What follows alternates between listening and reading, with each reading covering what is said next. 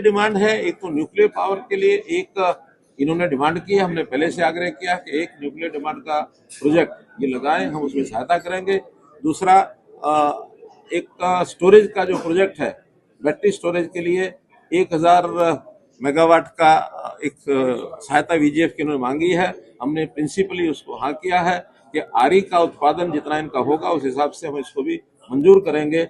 इन्होंने अतिरिक्त बिजली की आपूर्ति भी इन महीनों की 6 महीने के लिए आगे के लिए मांगी है, 500 200 यानी 250 मेगावाट, और अगले 3 महीने 500 मेगावाट ये भी हमने मंजूर कर दिया है। तो जैसा आपको जानकारी है कि आज पूर्वी क्षेत्र की क्षेत्रीय जो हमारे प्रदेशों के पावर मिनिस्टर्स हैं उनकी एक कॉन्फ्रेंस यहाँ पटना में रखी गई है। आज दिन भर की चर्चा के बाद वैसे तो देश भर में सभी क्षेत्रों की ऐसी मीटिंग्स हो रही हैं। आज ये 5वीं क्षेत्रीय मीटिंग थी और इस 5वीं मीटिंग के बाद देश भर की सभी हमारी क्षेत्रीय मीटिंग्स पूरी हुई है। यहाँ पर हम पावर के अलग अलग मुद्दों पर चर्चा करते हैं, प्रदेशों की जो कठिनाइयां हैं, उनके इश्यूज हैं, उनके सुझाव हैं, वो प्राप्त करके उसी अनुसार आगे कार्रवाई करते हैं। पहला विषय रिसोर्स एडुकेशन प्लान, जिसके अंदर पावर कितनी कहाँ आवश्यकता है, रिसोर्सेज कितने हैं, कैपेसिटी कितनी है, कितनी टाई अप हो गई है, कितनी शेष है, इसकी प्लानिंग एक एक प्रदेश की बनती है। उसमें थर्मल पावर है, फिर आरई में सोलर है, विंड पावर है, इसी प्रकार स्टोरेज के जो प्रोजेक्ट्स हमारे पीएसपी के बेस के वो चल रहे हैं। और इसी में एक निवेदन सभी प्रदेशों से किया गया है कि कम से कम 1 यूनिट न्यूक्लियर पावर का भी सब लोग अपने यहाँ प्लानिंग बनाए। उस सारे की योजना बनी है और प्रदेश अनुसार 2035 तक आने वाले 10 वर्षों में पावर की आवश्यकता के हिसाब से सारी योजना, सारी प्लानिंग बनी है।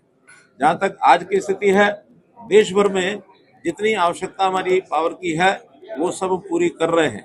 10 साल पहले 2013-14 में हमारे यहाँ पावर की डेफिशिएंसी थी, लगभग 4.5% पावर कुल मिलाकर शॉर्टेज थी। अपना देश पावर डेफिशिएंट देश के नाते से जाना जाता था। आज हम अपनी जरूरत को पूरा कर रहे हैं, बल्कि कुछ प्रदेशों में जैसा भूटान है, म्यांमार है, बांग्लादेश है, इन देशों को एक्सपोर्ट भी कर रहे हैं।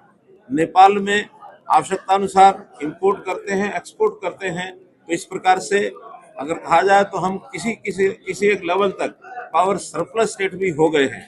आने वाले समय में हमारी पावर की और आवश्यकता बढ़ेगी। आज पीक डिमांड पिछले वर्ष 250 मेगावाट थी, हमने उसको पूरा किया था। इस बार अनुमान के हिसाब से उतनी आवश्यकता नहीं पड़ी, हमने लिमिट उसकी 270 गीगावाट ये सोची हुई थी। 270 की बजाय अभी तक 242 गीगावाट तक की हमारी आवश्यकता पहुंची है, जिसको हमने पूरा किया है। तो ये पावर सितंबर के महीने में इससे बढ़ने की स्कोप हो सकता है, अन्यथा यही पीक जो पावर है मानी जाएगी। इसको पूरा करते हुए power for all at all times, ये हमने स्लोगन दिया है कि power for all at all times, सभी के लिए बिजली, हर समय बिजली ये देश में उपलब्ध रहेगी, इसमें कोई कठिनाई नहीं आएगी। और इसी प्रकार से ट्रांसमिशन का विषय, दूसरा विषय ट्रांसमिशन में आने वाली कठिनाइयाँ, आरओडब्ल्यू की कठिनाइयाँ कुछ प्रदेशों की होती हैं, उसको सॉल्व करने के लिए रास्ते सुझाए गए हैं। और फॉरेस्ट क्लियरेंसेस, ये भी कहीं कहीं अड़चन होती है, उसके लिए भी हम अपने वन विभाग के मंत्री उनसे बात करके जितने ऐसी साइबर सिक्योरिटी, ये भी अपने आप में बड़ा इशू हो गया है। तो साइबर सिक्योरिटी के नाते से सभी प्रदेशों में एक ट्रेंड स्टाफ ये नियुक्त करना और इसमें जो एक्सपर्ट हैं इस विधा के, उनके लिए उनके साथ बैठकर ट्रेनिंग कराना, ताकि साइबर यानी किसी प्रकार का कोई अटैक होता है, कोई उसके अंदर किसी प्रकार की टेक्नोलॉजी के माध्यम से कोई शरारतपूर्ण तरीके से कोई अटैक करते हैं, तो उसको हल करने के लिए भी सारी योजनाएं सब हमारी बनी हैं।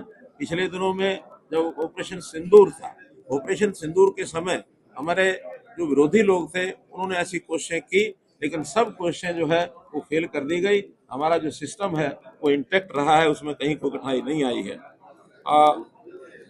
आइलैंडिंग स्कीम नई स्कीम है।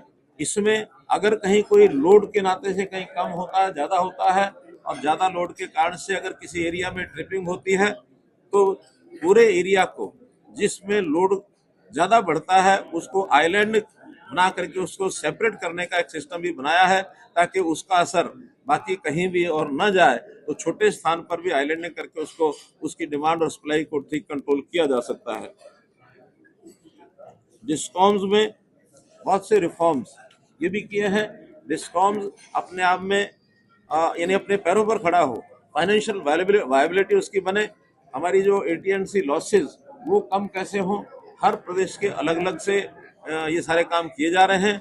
मैं विशेष तौर पर बिहार प्रदेश को इसमें बधाई देता हूं कि उन्होंने अपने आप में बहुत चीज़ों में तेजी से सुधार किया है, चाहे एटीएनसी लॉसेस का हो, चाहे स्मार्ट मीटर का विषय। 80 लाख स्मार्ट मीटर्स इन्होंने यहाँ बिहार में लगाए हैं, अपने आप में एक रिकॉर्ड है। और भी जो बिहार बहुत पीछे पावर के मामले में माना जाता था, पिछले वर्षों के अंदर बहुत अच्छा काम करके बिहार जो है काफ़ी आगे बढ़ा है। तो इन सब बातों को ध्यान में रखते हुए और आज इस बैठक के बाद इन प्रदेशों की जो भी कोई कठिनाइयाँ कमियाँ दूर होंगी, जो उन्होंने डिमांड्स रखी हैं, कहीं की पावर की जहाँ शॉर्टेज होती है, हमारा जो सेंट्रल कोटा होता है उसके अंदर से हम उनको पावर देते हैं। और हमने अश्योर किया है कि अब पावर कहीं भी किसी भी प्रदेश में किसी भी समय कम नहीं होने देंगे। सेंट्रल कोटा जो हमारे पास रहता है उसमें से पावर सप्लाई करना ये हमारा काम करेंगे। नई जनरेशन हो, खास करके रिन्यूएबल एनर्जी के माध्यम से हम आगे बढ़ें, और उसमें स्टोरेज का विषय भी आगे बढ़े, उसमें भी हम सहायता दे रहे हैं, वीजीएफ दे रहे हैं। और इस प्रकार से एक अच्छी प्रकार से मीटिंग समाप्त हुई है। बिहार से क्या डिमांड है? एक तो न्यूक्लियर पावर के लिए एक इन्होंने डिमांड की है, हमने पहले से आग्रह किया कि एक न्यूक्लियर डिमांड का प्रोजेक्ट ये लगाएं, हम उसमें सहायता करेंगे। दूसरा एक स्टोरेज का जो प्रोजेक्ट है, बैटरी स्टोरेज के लिए 1000 मेगावाट का एक सहायता वीजीएफ की उन्होंने मांगी है। हमने प्रिंसिपली उसको हाँ किया है कि आरी का उत्पादन जितना इनका होगा उस हिसाब से हम इसको भी मंजूर करेंगे।